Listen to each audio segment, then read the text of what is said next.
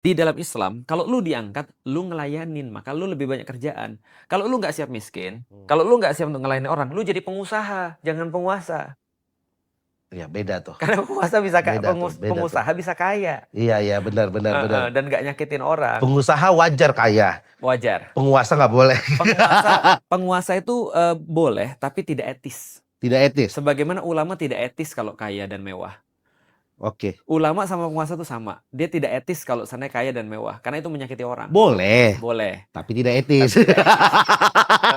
Makanya karena pasti ditanyakan dia dapat dari mana. Kecurigaan itu ya. Nah, contoh misalnya kayak gini misalnya. Orang nanya dong ke aku, kenapa kamu punya rumah kayak gini misalnya? Aku tinggal bilang bapakku kaya. Ya tanya dialah kenapa dia punya uang. Kenapa dia berikan ke aku? Iya, tapi kalau ulama misalnya bapaknya nggak kaya misalnya, dia kan pasti ditanya, kamu dapat duit dari mana nih? Gitu kan ya. Iya iya iya. Ketika dia misalnya kemana-mana pakai Alphard, lalu terus dia sabar. Gitu kan ya, dunia ini cuma sementara. Lu punya Alphard guys. Orang kan nggak bisa untuk comprehend ngomongan dia nih. Aku sering ngomong itu dari versi ke Kristen, dan aku sering ngomong bahwa aku tuh nggak ngerti pendeta-pendeta yang kita backgroundnya nggak kaya, dia pulang naik Alphard, terus jemaatnya pulang jalan kaki.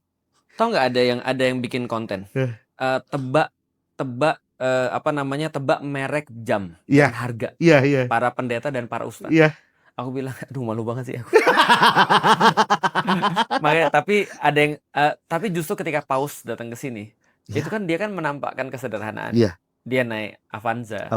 Terus kemudian nah itulah namanya yang harusnya tidak menyakiti.